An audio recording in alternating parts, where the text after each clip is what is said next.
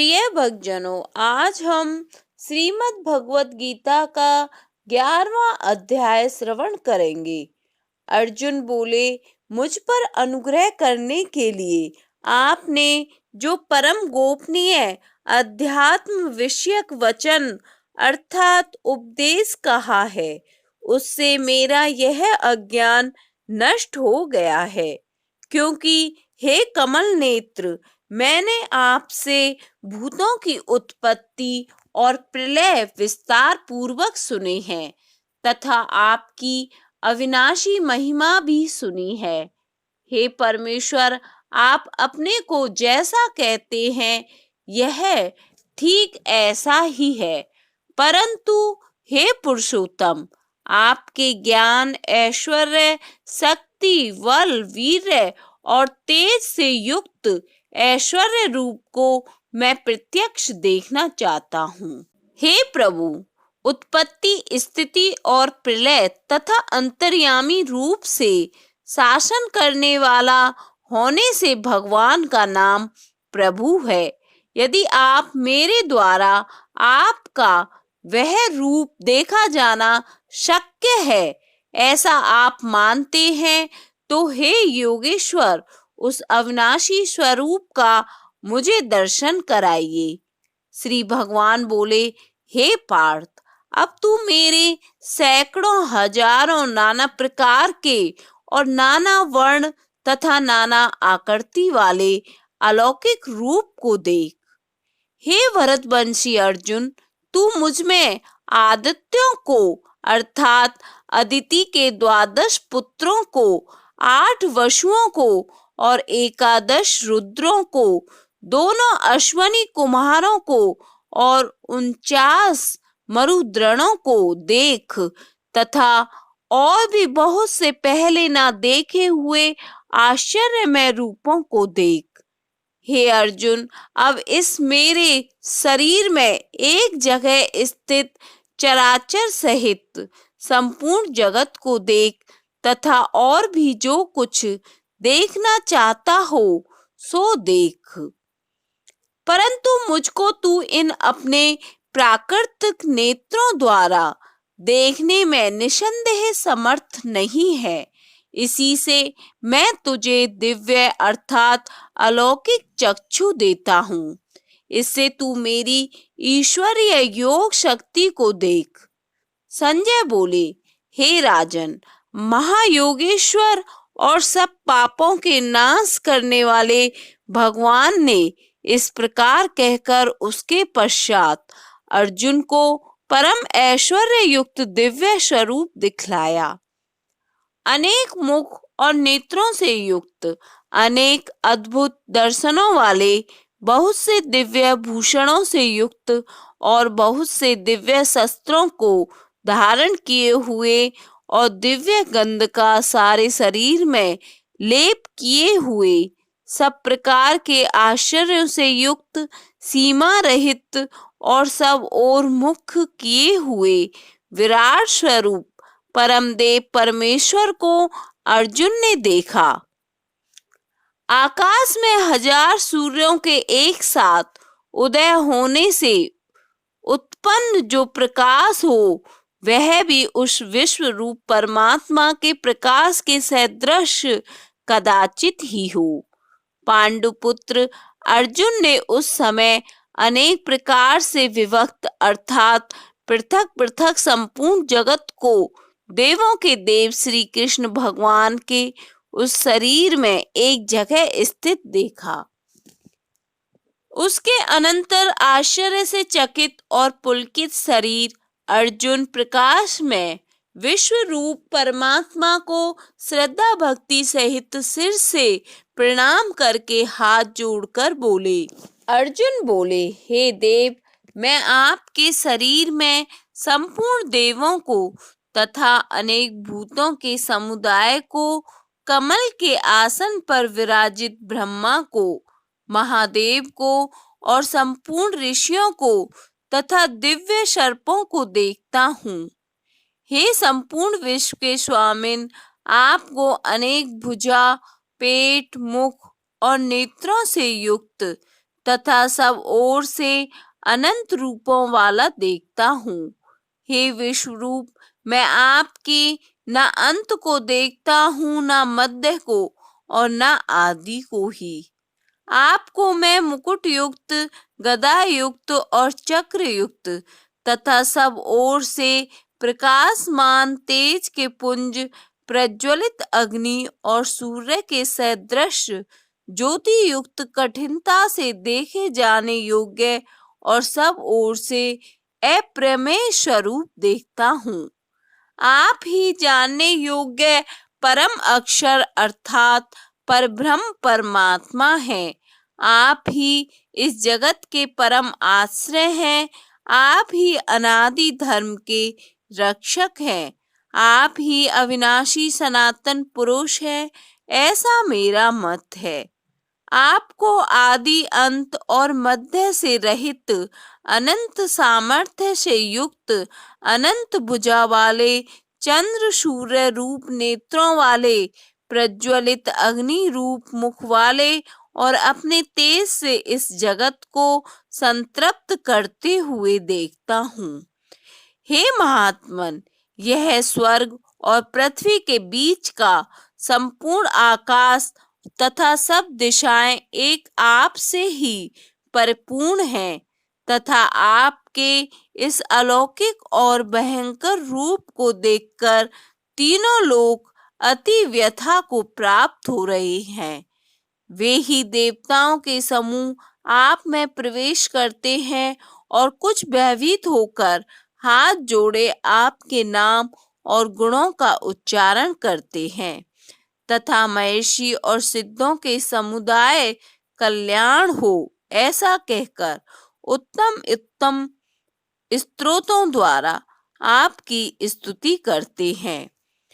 जो 11 रुद्र और 12 आदित्य तथा 8 वसु, साध्यगण, विश्वदेव, अश्वनी कुमार तथा मरुदगण और पितरों का समुदाय तथा गंधर्व, यक्ष, राक्षस और सिद्धों के समुदाय हैं, वे सब ही विस्मित होकर आपको देखते हैं।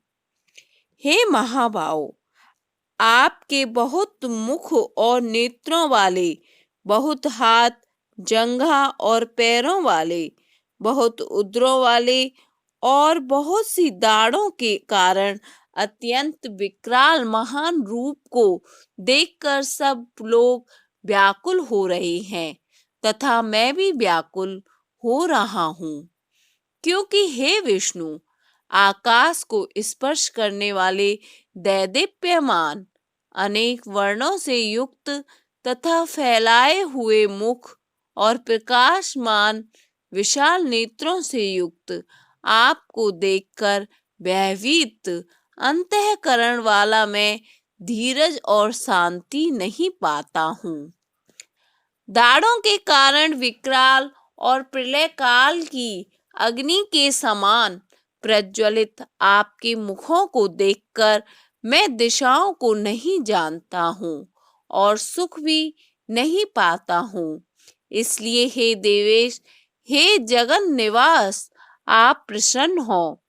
वे सभी धृतराष्ट्र के पुत्र राजाओं के समुदाय सहित आप में प्रवेश कर रहे हैं और भीष्म पितामह, द्रोणाचार्य तथा वह कर्ण और हमारे पक्ष के भी प्रधान योद्धाओं के सहित सबके सब आपके दाढ़ों के कारण विकराल भयानक मुखों में बड़े वेग से दौड़ते हुए प्रवेश कर रहे हैं और कई एक चूर्ण हुए सिरों सहित आपके दांतों के बीच में लगे हुए दिख रहे हैं।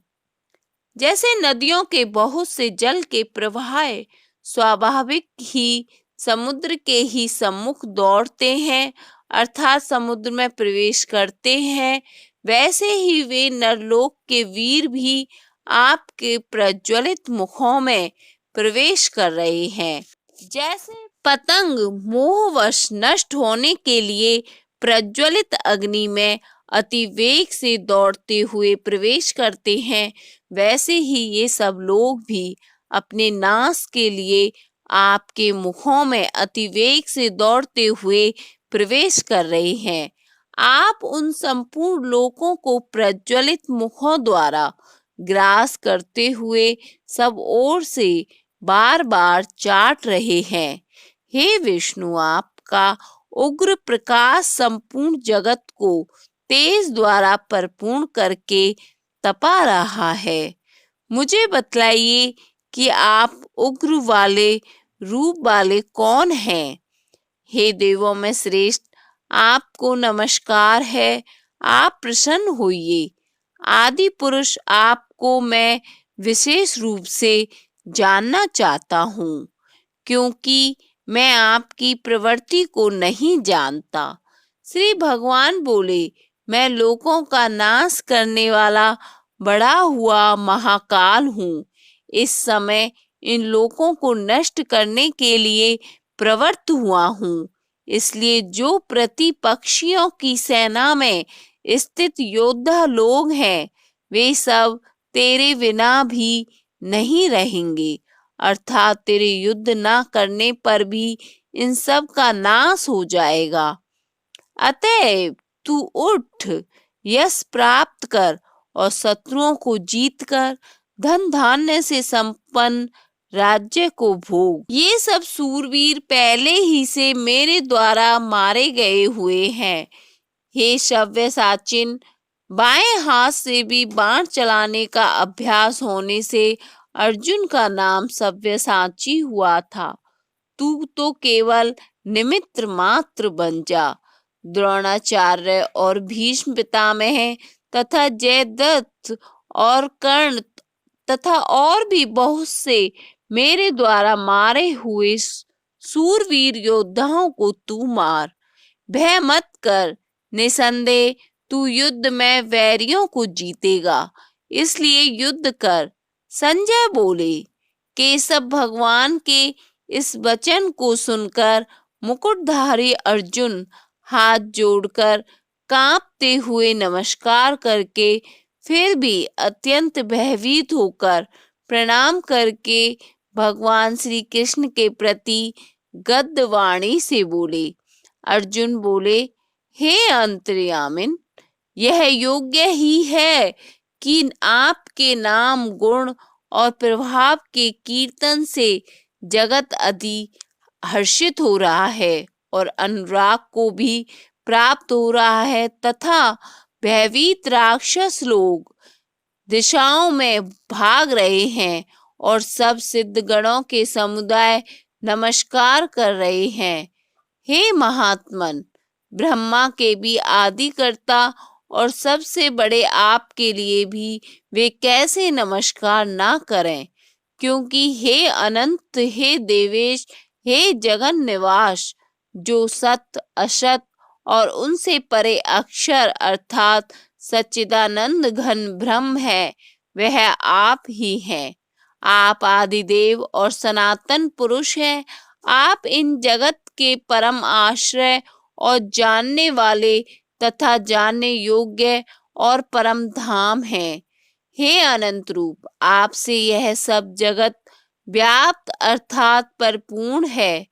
आप वायु, यमराज, अग्नि, वरुण, चंद्रमा, प्रजा के स्वामी, ब्रह्मा और ब्रह्मा के भी पिता हैं।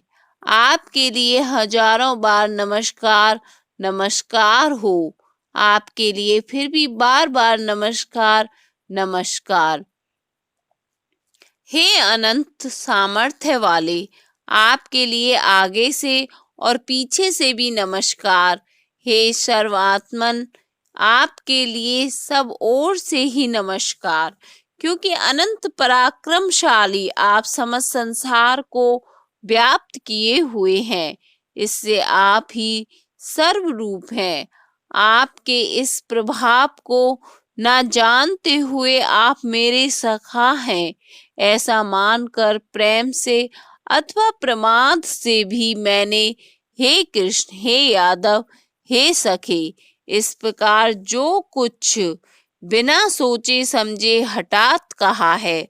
और हे अच्युत, आप जो मेरे द्वारा विनोद के लिए विहार, सैया आसन और भोजन आदि में अकेले अथवा उन सखाओं के सामने भी अपमानित किए गए हैं, वह सब अपराध अप्रमेय स्वरूप अर्थात अचिंत्य प्रभाव वाले आप से मैं क्षमा करवाता हूँ। आप इस चराचर जगत के पिता और सबसे बड़े गुरु एवं अति पूजनीय हैं। हे अनुपम प्रभाव वाले, तीनों लोकों में आपके समान ही दूसरा कोई नहीं है, फिर अधिक तो कैसे हो सकता है। अतएव हे प्रभु, मैं शरीर को भली भांति चरणों में निवेदित कर प्रणाम करके स्तुति करने योग्य आप ईश्वर को प्रसन्न होने के लिए प्रार्थना करता हूँ।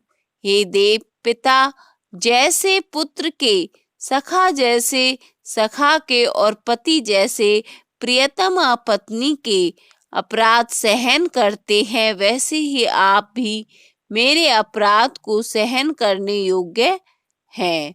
मैं पहले ना देखे हुए आपके इस आश्चर्यमय रूप को देखकर हर्षित हो रहा हूँ और मेरा मन भय से अति व्याकुल भी हो रहा है। इसलिए आप उस अपने चतुर्भुज विष्णु रूप को ही मुझे दिखलाइए। हे देवेश, हे जगन निवास, प्रसन्न होइए। मैं वैसे ही आपको मुकुट धारण किए हुए तथा गदा और चक्र हाथ में लिए हुए देखना चाहता हूँ। इसलिए हे विश्वरूप, हे सहस्त्र बाहो, आप उसी चतुर्भुज रूप से प्रकट होइए। श्री भगवान बोले, हे अर्जुन, अनुग्रह पूर्वक मैंने अपनी योग शक्ति के प्रभाव से यह मेरे परम तेजो में सबका आदि और सीमा रहित विराट रूप तुझको दिखाया है, जिसे तेरे अतिरिक्त दूसरे किसी ने पहले नहीं देखा है। हे अर्जुन, मनुष्य लोक में इस प्रकार विश्व रूप वाला मैं न वेद और यज्ञों के अध्ययन से, न दान से, न क्रियाओं से और न उग्र तापों से ही तेरे अतिरिक्त दूसरे द्वारा देखा जा सकता हूँ। मेरे इस प्रकार के इस विकराल रूप को देखकर तुझको व्याकुलता नहीं होनी चाहिए और मूढ़ भाव भी नहीं होना चाहिए। तू भय रहित और प्रीति युक्त मन वाला होकर उसी मेरे इस शंख चक्र गदा पद्म युक्त चतुर्भुज रूप को फिर देख। संजय बोले, वासुदेव भगवान ने अर्जुन के प्रति इस प्रकार कहकर फिर वैसे ही अपने चतुर्भुज रूप को दिखाया और फिर महात्मा श्री कृष्ण ने सौम्य पूर्ति। संजय बोले, वासुदेव भगवान ने अर्जुन के प्रति इस प्रकार कहकर फिर वैसे ही अपने चतुर्भुज रूप को दिखाया। फिर महात्मा श्री कृष्ण ने सौम्य मूर्ति होकर इस भयभीत अर्जुन को धीरज दिया। अर्जुन बोले, हे जनार्दन, आपके इस अति शांत मनुष्य रूप को देखकर अब मैं स्थिर चित्त हो गया हूँ और आपकी स्वाभाविक स्थिति को प्राप्त हो गया हूँ। श्री भगवान बोले, मेरा तो चतुर्भुज रूप तुमने देखा है, वह सुदुर्दर्श है, अर्थात इसके दर्शन बड़े ही दुर्लभ हैं। देवता भी सदा इस रूप के दर्शन की आकांक्षा करते रहते हैं। जिस प्रकार तुमने मुझको देखा है, इस प्रकार चतुर्भुज रूप वाला मैं ना वेदों से, ना तप से और ना दान से और ना यज्ञों के से ही देखा जा सकता हूँ। परंतु हे परंतप अर्जुन, अनन्य भक्ति के द्वारा इस प्रकार चतुर्भुज रूप वाला मैं प्रत्यक्ष देखने के लिए, तत्व से जानने के लिए तथा प्रवेश करने के लिए, अर्थात एक ही भाव से प्राप्त होने के लिए भी शक्य हूँ। हे अर्जुन, जो पुरुष केवल मेरे लिए ही संपूर्ण कर्तव्य कर्मों को करने वाला है, मेरे परायण है, मेरा भक्त है, आसक्ति रहित है और संपूर्ण भूत प्राणियों में वैर भाव से रहित है, सर्वत्र भगवत बुद्धि हो जाने से उस पुरुष का अति अपराध करने वाले में भी वैर भाव नहीं होता है, फिर औरों में तो कहना ही क्या है। वह अनन्य भक्ति युक्त पुरुष मुझको ही प्राप्त होता है। 11वां अध्याय संपन्न।